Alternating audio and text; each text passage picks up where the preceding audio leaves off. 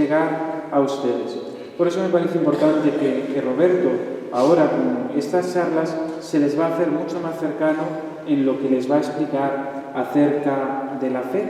Algo que hemos recibido todos desde niños, pero que muchas veces por ignorancia, no por maldad, sino porque los afanes de la vida pues, nos han llevado por otros caminos, no nos hemos parado a pensar y a meditar. A Roberto pues lo conocen todos ustedes, más que yo, porque yo llevo aquí 3 años y unos meses, y en ese sentido pues saben bien la labor que ha hecho de colaboración siempre con la Iglesia, de actividades y de su parte artística también. Me parece importante y por eso pues les pido a todos ustedes que hoy asistan, los próximos 2 días también, y que presten la mayor atención y que si pueden pues decírselo a otras personas para que vengan, pues mucho mejor. Nada más, le cedo ya la palabra a Roberto.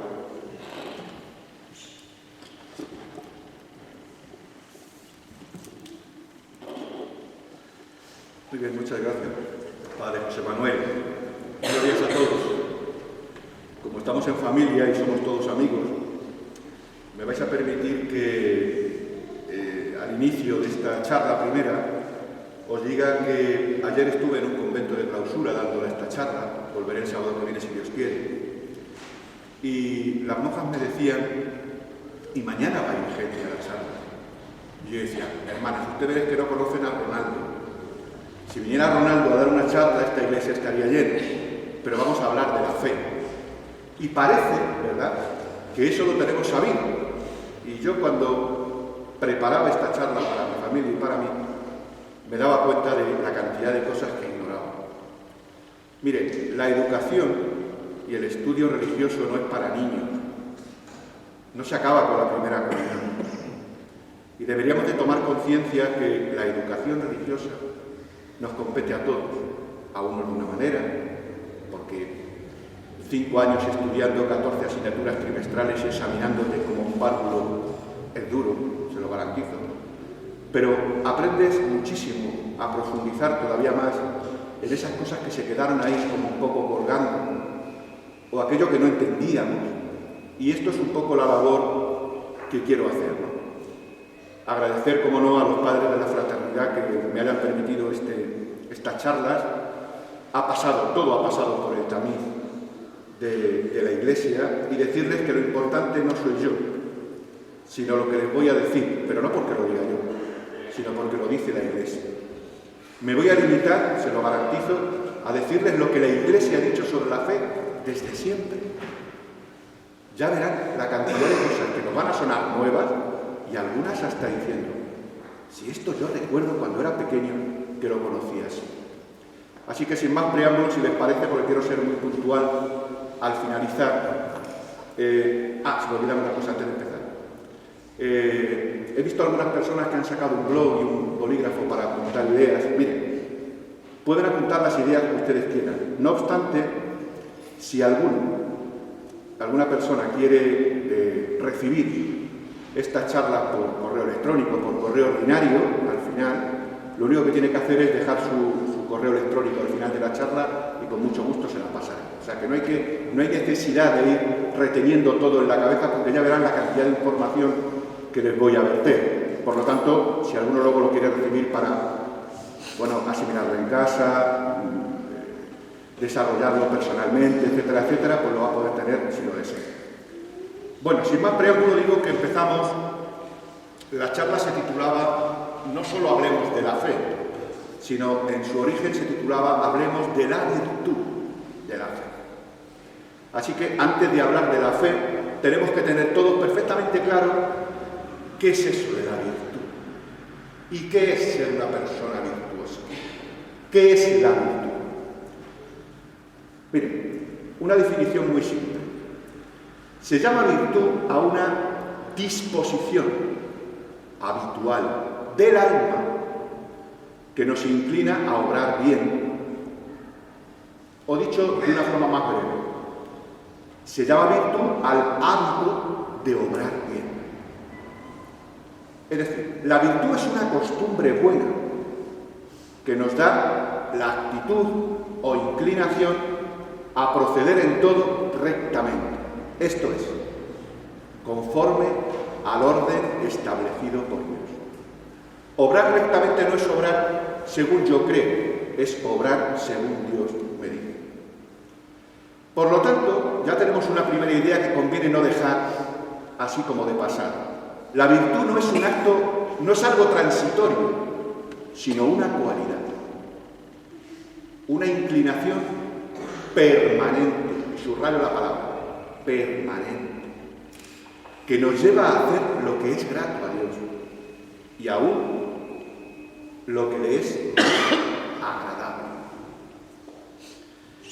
Convendría pues distinguir entre virtud, o sea, el hábito, disposición permanente, y fíjense bien, y acto de la virtud. Pues un acto virtuoso no siempre supone, ni para cura, ni para monja, ni para fraile, ni para sacerdote, ni para seglar, un acto virtuoso no siempre supone la existencia de la virtud en el que lo ejecuta.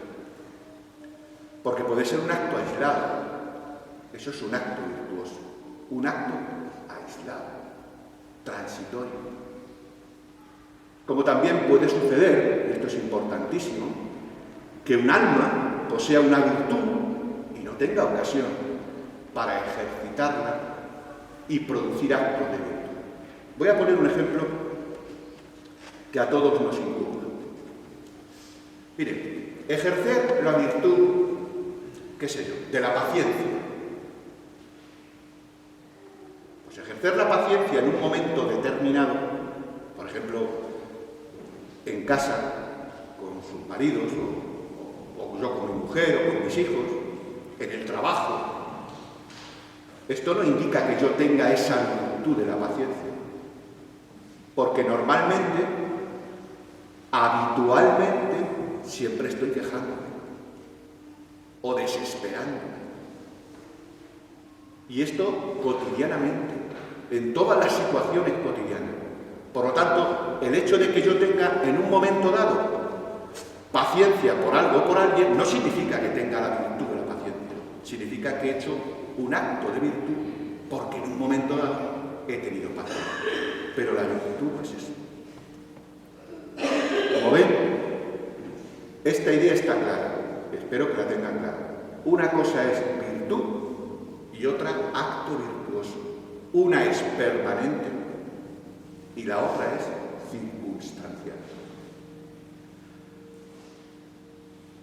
Todas las virtudes cristianas son, y lo he puesto en superlativo subrayado, excelentísimas. No son buenas.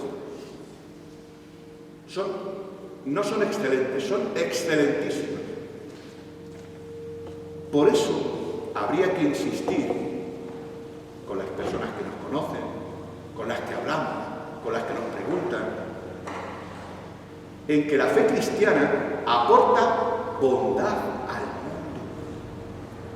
No es verdad, como dice mucha gente, y hoy se pone de moda decir, bueno, es que esto de las religiones, ¿verdad?, ha traído un montón de problemas a las sociedades, al mundo, cuestión de guerras iconoclastas, cuestión de guerras tal. Miren ustedes, en la medida en que yo vivo mi fe, en la medida en que tú vives tu fe, es decir, y practicas las virtudes, estoy aportando al mundo todo lo bueno. Todo lo bueno. No obstante, no hay duda de que hay unas virtudes que son más excelentes que otras. El mismo Jesucristo nos señaló la virtud de la caridad como la primera de todas. El primer mandamiento, amarás a Dios. Y el segundo es semejante, amarás a tu prójimo. Y por eso San Pablo decía algo que todos recordamos: si no tengo caridad, nada soy. Todo el mundo debería saber que las virtudes se dividen por su fin en naturales y sobrenaturales, y por su origen en infusas y en adquiridas. Lo explicamos rápidamente. Según lo que nos ocupa, que es la virtud de la fe, pertenece a lo que se denominan virtudes sobrenaturales infusas. ¿Y por qué se llaman así?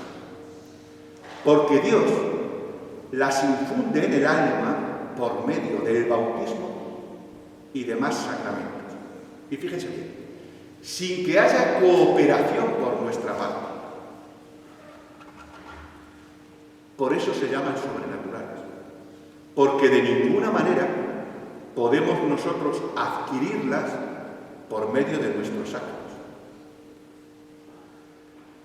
¿Qué son virtudes sobrenaturales? Pues las buenas disposiciones que Dios infunde gratuitamente en tu alma y en la mía, juntamente con algo que tenemos olvidado, la gracia santificante. Ojo a esto. No se adquieren ni se conservan, sino con el auxilio de la gracia divina y tienden a su fin sobrenatural, y tales son las que se nos comunican, como digo, en la recepción de los sacramentos. Por lo tanto, hablar de la fe supone que estamos hablando de una virtud sobrenatural infusa, dada por Dios, infundida por Dios a cada uno gratuitamente en el momento del bautismo y con los demás sacramentos. Estas tres virtudes sobrenaturales, fe, esperanza y caridad, que son las virtudes teologales que aprendíamos en el catecismo, son infundidas por el Espíritu Santo en el momento del bautismo para capacitarnos como hombres con Dios. Mira, decía Zubiri, un gran filósofo cristiano que yo les animo a que, si pueden, alguna vez lean profundamente: el hombre por sí solo no puede relacionarse con Dios. Es cierto que lo busca. Es cierto que tiene ansia de Él. Pero ojo, depende de estas virtudes que Dios infunde en nosotros el poder o no entrar en relación, religión, religarnos, que decía Zubiri, con Él. Y aquí tengo una pregunta que estoy seguro que le va a causar cierta conmoción. Después de lo que acabo de subrayar, ¿qué ocurre, por tanto, con la moda de no bautizar a los niños hasta que ellos sean mayores y sepan lo que hacen? ¿Qué les estoy negando? Si Dios no infunde la fe en ellos en el momento del bautismo, que es lo que nos ocupa, ¿qué relación van a tener con Dios hasta los 20 años y cuando ellos ya maduren y cuando sepan elegir? ¿Qué van a elegir? Solo Dios puede aumentar estas virtudes y perfeccionarlas en el alma. Porque solo Él puede actuar sobre estos hábitos infusos, infundidos, solo Él. Pero fíjense, cada uno de nosotros ha de merecer ese aumento con su cooperación, es decir, con actos buenos. ¿A qué denomina la Iglesia actos sobrenaturales de virtud? Pues los que se hacen con un fin sobrenatural. Por ejemplo, esto que estamos haciendo es un acto de virtud. ¿Por qué? Porque estamos explicando la doctrina para dar a conocer a Jesucristo y, si Él quiere y si Dios quiere, salvar almas.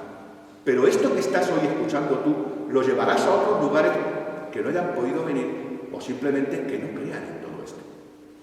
Pero para explicar a otro, quien primero se tiene que formar soy yo.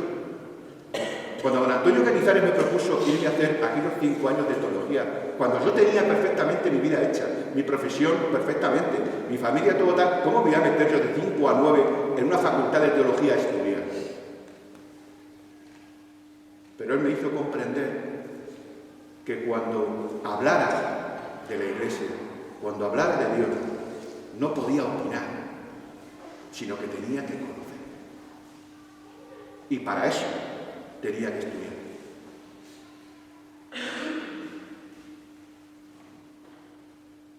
Estudiar para agradar a Dios también es un acto de virtud.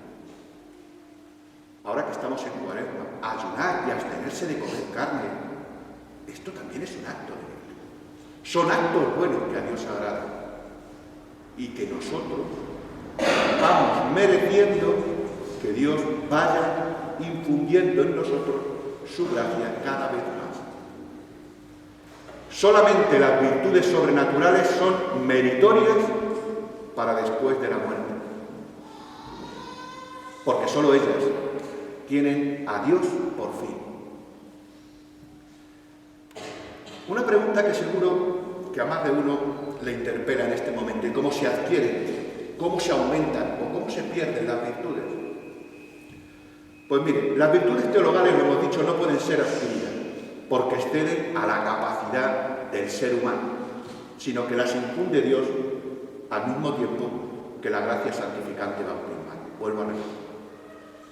Por ejemplo, por mucho que uno quiera creer con todas sus fuerzas, si Dios no le infunde esta virtud, para él será imposible. Pero fijémonos que Dios siempre da las gracias que se piden si son para nuestro bien y salvación. Por tanto, el que quiere creer, reitero, quiere creer, Dios le dará la gracia para creer. Pero ¿cómo se acrecientan las virtudes teologales? Pues con el aumento de la gracia santificante. Decíamos, es la que Dios nos da cuando nos hace hijos suyos en el bautismo. Y esta gracia permanece en nosotros mientras vivimos en justicia con Dios, es decir, sin pecado mortal. Cuando pecamos, el alma pierde este estado de gracia, necesitando para recobrarla el sacramento de la confesión bien hecha, examen de conciencia, dolor de corazón, propósito de la enmienda, decir los pecados al confesor y cumplir la penitencia. Eso es una confesión bien hecha. No vale eso a moda también muy actual diciendo, no, yo me confieso con Dios y paso de los curas. No, mire, que eso no es así. Dios no lo quiso así. Cuando pecamos, el alma pierde este estado y se recupera con el sacramento de la confesión. Así pues, se acrecienta con el aumento de la gracia santificante. ¿Y cómo se pierde? Pues es obvio, con actos contrarios a la virtud. Por ejemplo, si yo continuamente me estoy desesperando ante los problemas, ante las contrariedades de la vida, ante todo lo que está pasando en el mundo, en nuestro país, en nuestra familia, o incluso si niego la existencia del cielo después de la muerte, pongo por caso, por muy bautizado que esté, la virtud de la esperanza está muerta en mí. ¿Cuánto bautizado tiene su fe muerta? ¿Cuánto bautizado tiene su caridad muerta? Estamos desesperanzados. Pensamos que lo podemos todo, sin darnos cuenta que es Dios quien lo procura. Pues cuando estoy desesperándome y desesperando a otro, la virtud de la esperanza no está en mí. Todas las virtudes pueden conservarse y acrecentarse con la oración. Y es que hemos de pedir a Dios, como lo hacían los apóstoles, ¿no? Señor, creo, pero aumenta mi fe. Hemos de acrecentar la frecuencia de los sacramentos, sobre todo la Sagrada Comunión, que nos une a Cristo y nos acrecienta en la vida de gracia, o el sacramento de la penitencia frecuente, que nos devuelve la gracia perdida, no solo por el pecado mortal, sino también por esos pecados veniales que vamos acumulando poco a poco. Pues la penitencia acrecienta en nosotros la gracia y sobre todo de donde veníamos, la repetición de los actos buenos.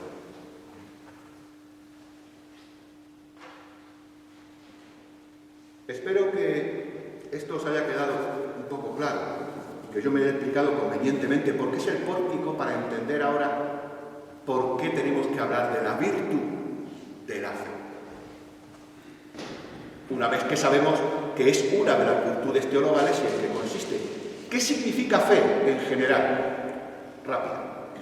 Es creer lo que no vemos o no entendemos. ¿Y por qué lo creo? Esto es lo importante. Por el solo testimonio de quien nos lo asegura. O dicho de otro modo, es el asentimiento, sí, firme, sí, no hay duda, sí, que damos a una verdad fundados en el testimonio y la autoridad de otro. Un acto de fe, por ejemplo, sin ir más lejos, es el que hizo María Santísima, ¿no? Creyendo lo que le dijo el ángel acerca del misterio de la encarnación. Y concebirás y darás a luz un hijo. ¿Y María qué responde? Hay un asentimiento firme ante el testimonio que se le brinda. He aquí la esclava del Señor. La fe, pues, descansa en el testimonio, fíjense bien, del hombre o de Dios. Si se apoya en la autoridad de un hombre, la fe decimos que es humana. Pero si la fe tiene por fundamento la palabra de Dios, entonces es divina. Toda persona que conoce una cosa y la comunica es testigo de ella. Cuando ustedes se vayan de esta charla, alguien les puede preguntar: oye, ¿qué tal ha estado? Y tú, que has participado, serás testigo ante otro de lo que aquí se ha dicho. Otra cosa es que te crean más o menos, pero tú has sido testigo de algo. El acto de manifestarla se llama, cuando es humano, testimonio. Pero cuando el acto es divino, se llama revelación. Y estos apartados hay que tenerlos claros. Porque yo no creo a un hombre. Yo no sigo a un hombre. Yo no acepto la palabra de un hombre que puede engañarme. Yo en quien creo es en Dios. Él es el que me da su revelación. Es en Él en quien creo. Pero vamos a la fe humana. Es el asentimiento que damos a una verdad o a un hecho declarado o enseñado por alguien. Repito. Miren, el otro día oí en la radio algo así como: yo creo que no creo, decía el individuo. Yo creo que no creo. Mire, en esta vida no podemos vivir sin alguna manera de fe. Pues hemos de creer muchas cosas sin haberlas visto, y sin saber la razón de ellas. Recapaciten conmigo. Por ejemplo, ¿por qué creo yo que existe Tegucigalpa? Yo nunca estaba allí.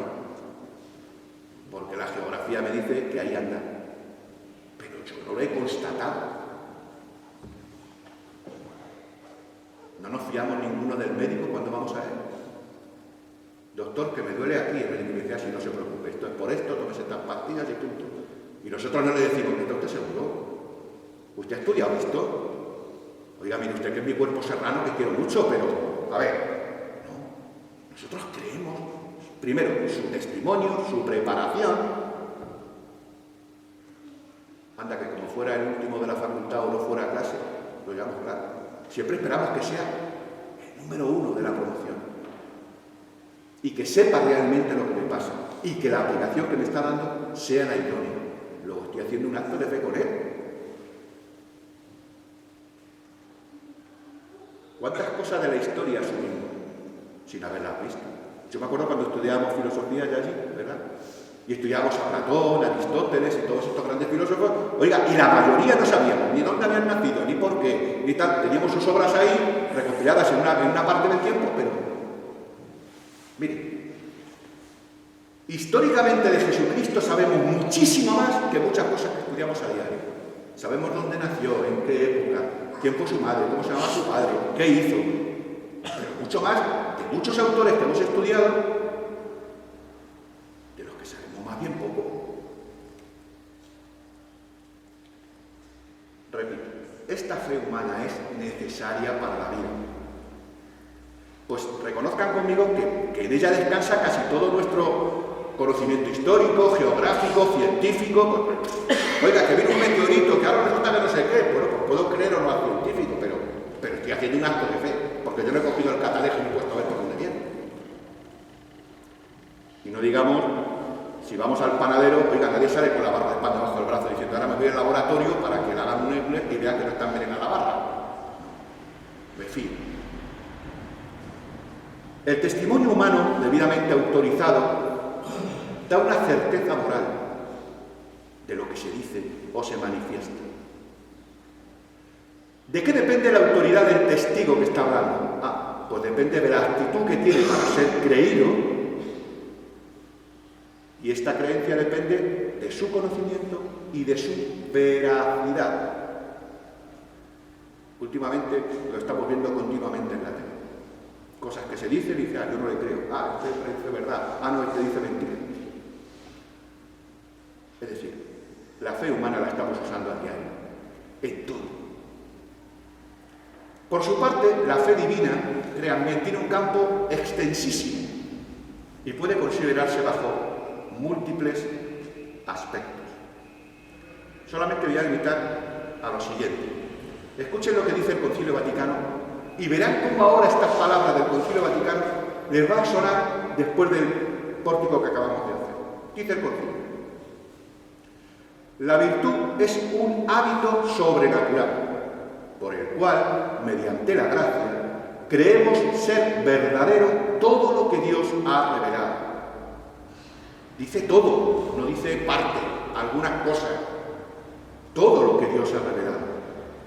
Y dice, sigue el concilio, no porque la razón natural lo perciba, no porque yo lo entienda, sino solo por la autoridad del mismo Dios que lo revela, el cual no puede engañarse ni engañar.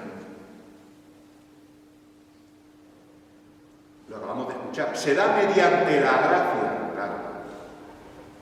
Porque siendo la fe, como hemos señalado en la introducción, una virtud sobrenatural, solo puede obrar bajo el influjo de la gracia. Y esa gracia es la que ilustra mi entendimiento y, sobre todo, mueve mi voluntad para creer. Yo recordaré siempre esa noticia de aquel energúmeno que iba en un metro, recordarán la noticia. Y de pronto, parece que sin saber muy bien por qué, se fue a una criatura que estaba sentada y lanza la pierna y le pega una patada en la cara, ¿se acuerdan? A mí lo que me dejó espeluznante es cuando el juez le interroga y le dice que, bueno, que por qué lo ha hecho. Y él dice, no, yo no he sido, ha sido mi pierna. Yo no he sido. Es decir, no somos conscientes de que nuestros actos somos nosotros los que lo provocamos. No, yo no he sido, ha sido mi mano.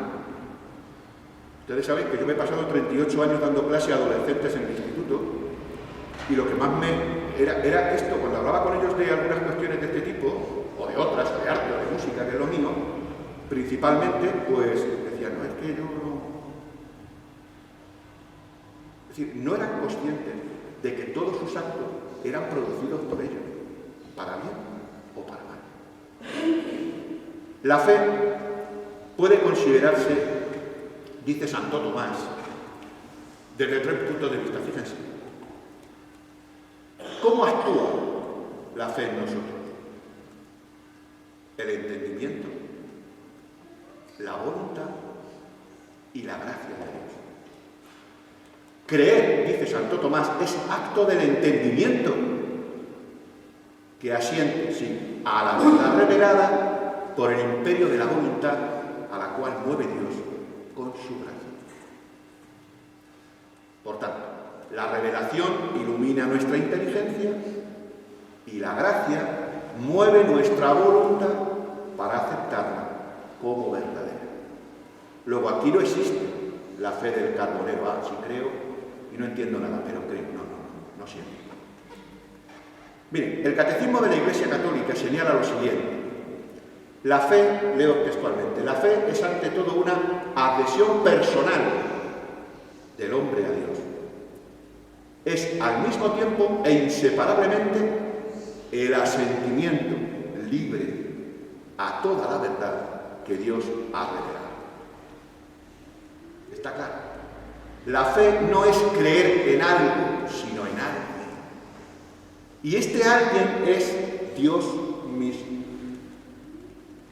Todavía hay gente que te sigue diciendo por la calle, pero bueno, usted no es excesivamente tonto, ni torpe, pero ¿qué hace usted en un ambiente de iglesia? ¿Pero es que usted cree en los curas todavía? Y digo, te estás equivocado. Yo en quien creo es en Dios.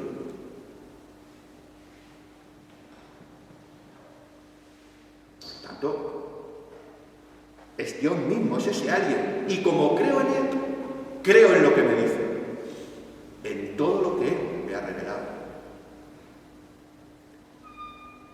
Miren, hay dos cuestiones de la fe que conviene también tener claro. Y es el objeto de la fe, que puede ser material y formal, pero paso a explicárselo para que lo vean claro. Es objeto material todo lo que está garantizado por el testimonio de Dios, es decir, todo lo que está contenido en las fuentes de la revelación. Palabra de Dios, igual a Sagrada Escritura y tradición, y que por consiguiente debemos creer. Y no es cuestión de modas, Bueno, es que ya, en fin, a ver si últimamente esto se recupera, nos modernizamos un poco, y nos podemos modernizar todo lo que ustedes quieran. Pero la Sagrada Escritura y la tradición es lo que yo debo de creer, ni más ni menos. Dos ejemplos. Si la Sagrada Escritura, como podemos leer, nos dice que Isaac es hijo de Abraham, esto es una verdad que hay que creer firmemente. Oiga, aunque no haya sido definido explícitamente por la Iglesia, pero la Sagrada Escritura dice que Isaac fue hijo de Abraham.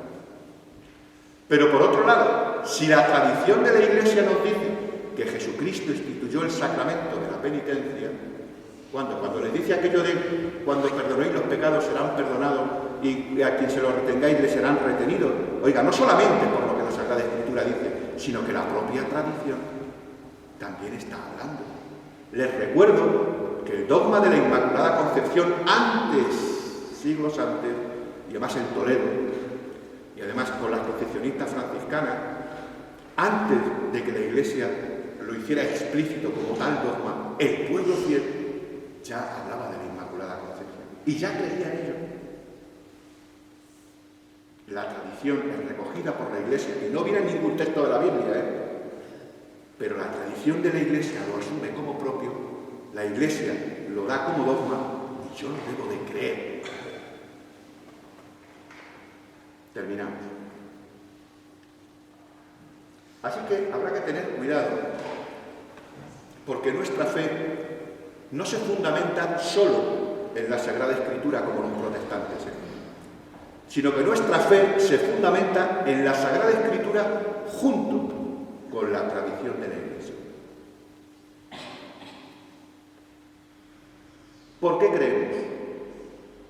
Pues el motivo esencial de nuestro libre asentimiento a las verdades reveladas lo forman la autoridad de Dios y la revelación divina. Para la fe divina se requiere, dice el Concilio Vaticano, que la verdad revelada sea creída por causa de la autoridad de Dios, que es quien la revela. Por tanto, la autoridad de Dios se funda en su ciencia y en su veracidad. Sabemos que Dios es infinitamente sabio y no puede equivocarse. Y es infinitamente veraz y no puede engañarnos. Fíjense, toda nuestra fe descansa justamente sobre estos dos pilares, estos dos apoyos. Y cuando alguien te interrogue y te pregunte que tú por qué crees, puedas responderle con toda autoridad. Los cristianos creemos tal o cual verdad, fundamentados en que Dios lo ha dicho o enseñado, porque es infalible y veraz. Fíjense si es importante. La fe no se tiene porque uno comprenda plenamente. Yo entiendo el misterio de la Santísima Trinidad. Menuda asignatura aquella, Dios mío. Creo tal porque entiendo perfectamente el tema del Padre, o la transustanciación de... Yo no tengo por qué comprender todo, porque mi mente no llega tanto. Santa Teresa de Jesús, es curioso, escribió que ella aumentaba la fe cada vez que se le ponía delante un misterio mayor, porque se daba cuenta de lo grande que Dios era y que ella no podía alcanzarlo, y que por lo tanto eso a ella, en vez de ser como los normales, es decir, bueno, es que esto es muy raro, esto tal, me va alejando de la creencia, al contrario, a ella la servía para aumentarla y para darse cuenta de lo infinito de Dios. Este argumento es precisamente el que invoca Jesucristo cuando hablaba a los judíos. Leo textualmente el pasaje de Juan. Mucho podría hablar de vosotros y juzgar, pero el que me ha enviado es veraz. Y lo que he oído de él es lo que hablo al mundo. Dice San Juan, no comprendieron que les hablaba del Padre. ¿A mí quién me dice que Dios es Padre? Él. ¿A mí quién me dice que Dios es verdad? Él. Y el mismo Jesucristo lo proclama, vamos, no hay escapatoria. Yo soy el camino, la verdad, la vida, punto. Yo no me creo ahora a alguien porque me lo está diciendo, me lo está diciendo Dios mismo. ¿Qué duda voy a tener ahora? Ya sabéis que además del cuarto Evangelio y el Apocalipsis, se atribuyen a San Juan 3 cartas o epístolas. No me resisto a leeros esto y con ello estamos terminando. Miren, dice San Juan en el capítulo 5 de su primera carta, dice, hace esta pregunta.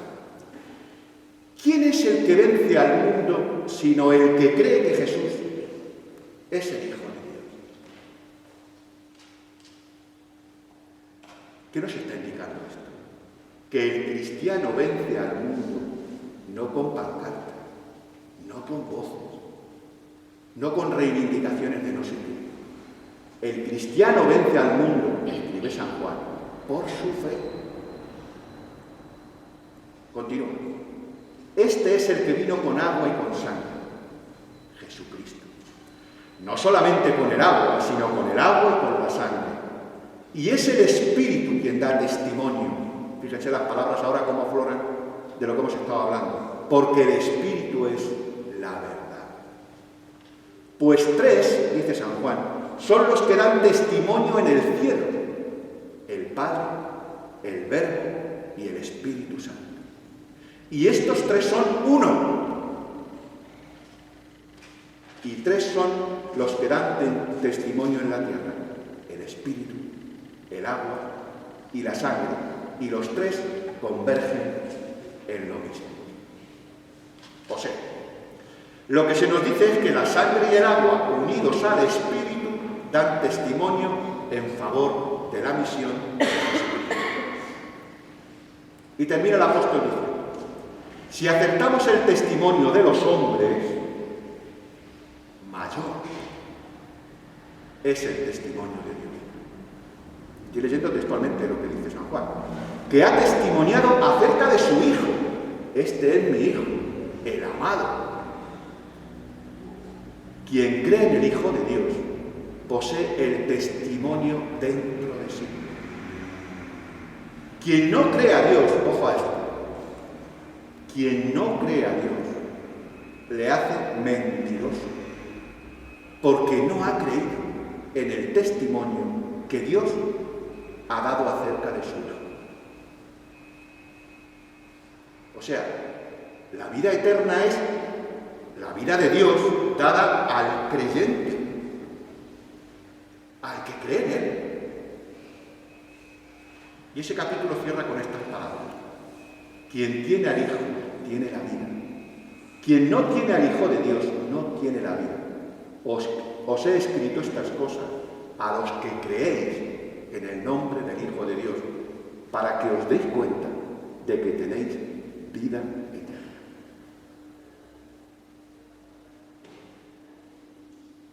Os invito a que leáis en casa tranquilamente ese capítulo de la Epístola de San Juan. El último punto de la charla, terminamos, es necesidad de la fe. ¿Qué necesidad tenemos realmente de la fe? La fe es necesaria para salvarse. Y no lo digo yo. Y hay dos formas de necesidad, de medio y de precepto. Fíjense, necesidad de medio. ¿Por qué es necesaria la fe? Porque para salvarse es necesaria la gracia santificante, pero esta no se puede conseguir sin la fe. Por tanto, la fe es el principio, el fundamento, la raíz de toda nuestra justificación. Esto quiere decir que sin ella, pues no podemos hacer obras meritorias de vida eterna. Y por eso San Pablo, escribiendo a los hebreos, decía: sin la fe es imposible agradar a Dios. Oiga, pero si usted hace actos muy buenos y tal, y es mucho una ONG, y sí, pero no cree en Dios. Bueno, pues entonces, sin la fe es imposible agradar a Dios. Y la fe también es necesaria para salvarse por necesidad de precepto divino, y es obligatoria para todos los hombres. Fíjense, recuerden lo que terminantemente Jesucristo dice a los apóstoles: id por todo el mundo y predicad el Evangelio a toda criatura, enseñando a todas las gentes a observar todo cuanto yo os he mandado. El que creyere y fuere bautizado se salvará, mas el que no creyere se condenará. Lo dice Jesucristo. Y es verdad que hoy como que nos interpela un poco esta forma tajante de hablar. Pero yo no voy a ser el que voy a quitar ni poner una coma a lo que Dios dice. Ayer daba esta misma charla a unas monjas de clausura.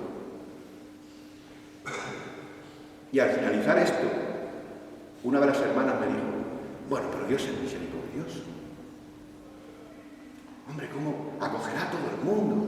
¿Qué tal? Y yo le dije: hermana, Dios es misericordioso, pero también es justo. Y cuando dice cumplid mis mandamientos, no dice, bueno, o la mitad, o más o menos. No. Él dice cumplid mis mandamientos. Y él dice que quien creyere y fuere bautizado se salvará, y el que no lo digo yo. ¿Que Dios en su infinita misericordia acogerá? Yo no lo sé. Yo solo tengo que creer lo que Él dice, no lo que yo supongo. Y aunque Dios no puede obligarnos a creer, fíjense, cuando Dios nos da la libertad de los hijos de Dios y nos da la libertad de actuar y de creer en Él o no creer, ante esa libertad Dios se queda quieto. Cuando mi nieta va a meter las manos en el enchufe, yo la cojo del pescuezo y le digo: hija, eso no se hace, y la retiro. Dios podría hacer lo mismo con nosotros. Cuando vamos a hacer un acto malo, nos coge del pescuezo y nos dice: hijo, esto no se hace. No, Él queda quieto. Nos deja libres totalmente en la actuación. Y nosotros hacemos el mal o hacemos el bien libremente. actúo de esa forma, y aunque Dios no puede obligarnos a creer, todo hombre que conociendo la fe y renuncia a creer, se pone en peligro de condenarse, digámoslo claramente. La fe no es un mérito para nosotros, es nuestra obligación para con Dios. Termino. La fe es, pues, el fundamento insustituible de la salvación. A los que mueren antes del uso de razón, hace unos meses enterramos a una niña de 4 días de nacimiento. Yo se lo decía a sus padres, tranquilo. Cuando la hemos bautizado, el Señor ha infundido en ella la gracia santificada. Y aunque no tiene uso de razón, Dios la acoge solo por esa gracia que le ha infundido en el bautismo. Pero a nosotros, a los que hemos llegado al uso de razón, como tú y como yo, nos es necesaria para salvarnos la fe viva.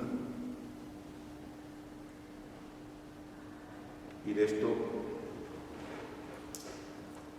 hablaremos en la charla del próximo domingo, si es que tengo el gusto y el placer de dirigirme a vosotros. Gracias por todo. Esto no es para aplaudir. Muchas gracias. Muy amable.